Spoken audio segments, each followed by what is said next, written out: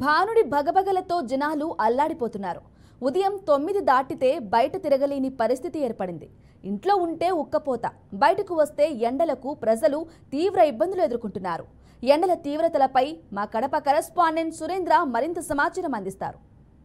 ఎండలు దంచి కొడుతున్నాయి. భానుడు తన ప్రతాపాన్ని విశ్వరూపం చూపిస్తా ఉన్నాడు. దాదాపుగా 10 రోజుల నుంచి కూడా విపరీతమైనటువంటి ఉష్ణోగ్రతలతో ఇటు ఇంట్లో అటు బయట రెండింటిలో ఉండలేక జనాలు విపరీతంగా అల్లాడిపోతున్నటువంటి పరిస్థితి కనిపిస్తూ ఉంది.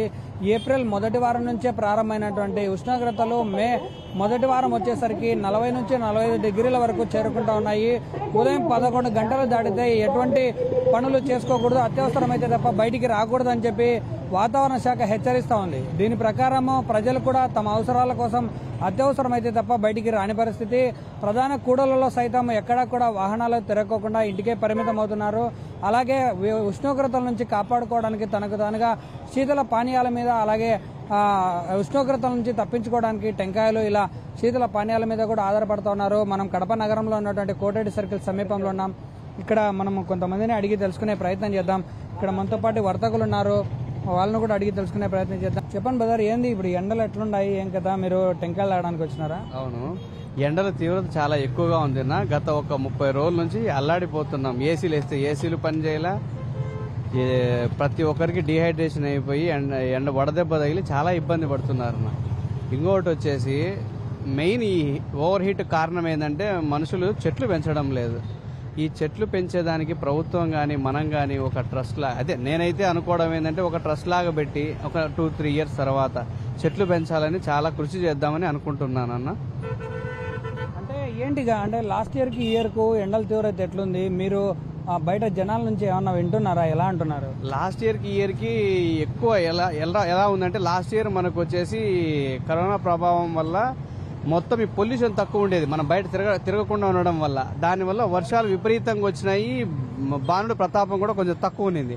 ఈ సంవత్సరం మనం చూస్తే మనందరం మళ్ళీ మొదటికి వచ్చినాం. ఈ మొదటికి వచ్చిన దానివల్ల ఏమైందంటే మళ్ళీ ఎండల తీవ్రత పెరిగింది, పొల్యూషన్ పెరిగింది, మనం తిరగడం పెరిగింది. దీనివల్ల మళ్ళీ ఓవర్ హీట్ స్టార్ట్ అయిపోయింది. ఎండ వేడిమికి తట్టుకోలేని వారందరూ కూడా ఇటు టెంకాయలు తాగడానికి, అలాగే వేసవిలో ఉన్నటువంటి శీతల పానీయాల గురించి ఎక్కువగా వెతుకుతూ ఉన్నారు. రోడ్డు వైపు ఉన్నటువంటి ప్రతి ఒక్కరు కూడా శీతల పానీయాల మీదనే ఆధారపడుతూ ఉన్నారు. ఇటు చెరుకు రసం కావచ్చు, బాడీలో ఉన్నటువంటి వేడిని తగ్గించుకోవడానికి వారి ప్రయత్నాలు కూడా కొనసాగిస్తూ ఉన్నారు. వ్యాపారాల విషయానికి వస్తే వచ్చేటువంటి ముడిసరుకు కూడా చాలా ఉత్పత్తి తగ్గిపోతూ ఉంది. ఎందుకంటే ఎండలకు ఏవి కూడా దగ్గరికి రాలేని పరిస్థితి, పంట కూడా తక్కువగా ఉందని చెప్పి వాళ్ళ వైపు నుంచి కూడా చెప్తున్నారు. ఏదేమైనప్పటికీ ఈ వేసవికాలం సెలవుల్లో చిన్నపిల్లలు కూడా వేసవికాలం సెలవులు రావడంతో అందరూ కూడా వేడిని తట్టుకోలేక ఇటు చెరువులు, బావులను ఆశ్రయిస్తూ ఉన్నారు. వేసవి తీవ్రత తట్టుకోలేని చిన్నారులందరూ కూడా ఇటు ఈత కోసము చెరువులను, బావులను ఆశ్రయిస్తున్నటువంటి పరిస్థితి ఉంది. చెప్పండి బ్రదర్, ఎక్కడి నుంచి వచ్చారు, ఎలా ఉన్నాయి ఎండలు? మా చింతగొంజన మండలంలో పునులవల్ల పంచాయతీ. ఇప్పుడుండే నిన్నుండే సిచ్యువేషన్ కూడా 47. నేను 2 డిగ్రీస్ చేస్తున్నాము. అసలు ఇంట్లోంచి బయటికి లేని పరిస్థితి. 5:30 అవుతానే ఉన్నా 47 సెంటిగ్రీలు ఎండలు. అసలు ఏంటంటే మా లాంటి వాళ్ళ పరిస్థితి ఇటుంటే ముసలి ముత్తుకో చిన్న పిల్లల పరిస్థితి ఘోరంగా ఉందనిపిస్తుంది. అంత ఎంతో కొద్దిగా వర్షం పడితే చాలా మేలు అనిపిస్తుంది. ఇప్పుడుండే సిచ్యువేషన్లో చెట్లు చాలా మ్యాక్సిమం నరికేస్తున్నారు. చెట్లు ఉంటే ఏంటంటే అంత ఎంతో వర్షాలన్నా పడితే చెట్ల కింద ఉంటున్నారు. ఇప్పుడు మా రాయచూరు సైడే ఉంది, మా పునామలో ఆపకేపకి 2 వైపులా చెట్లు ఉన్నాయి. మొత్తం అంతా బాగా చెట్ల కింద ఏడని కొంచెం కూర్చోవాలనే బాగున్నది. ఇప్పుడు పూర్తిగా నరికేసినారు. అసలు ఏడే కానీ కూర్చునేదని పరిస్థితి. ఉక్కపోతే భయంకరంగా ఉంది. చలివేంద్రం అయితే ఇప్పుడు ఎక్కడ పెట్టలేదు. చలివేంద్రం ఎక్కడ లేదు, పెట్టలేదు. లాస్ట్ ఇయర్ ఏమో పెట్టినారు అక్కడక్కడ, అసలు ఇయర్ అయితే ఎక్కడ లేదు. ఇటు ఎండవేడిమికి తట్టుకోలేని వాళ్ళందరూ కూడా చెట్లను పెంచాలని చెప్పి బాగా డిమాండ్ కూడా వినిపిస్తా ఉంది. అంటే చెట్లు ఉండడంతో వేడిని తగ్గించే ప్రక్రియ ఉంటుంది. అలాగే వర్షాకాలం కూడా తొందరగా వచ్చే అవకాశం ఉంది. ఇటు వర్షాలు పడకపోవడంతో హీట్ రోజు రోజుకు పెరుగుతూ ఉంది. అనారోగ్య బారిన పడతా ఉన్నారు.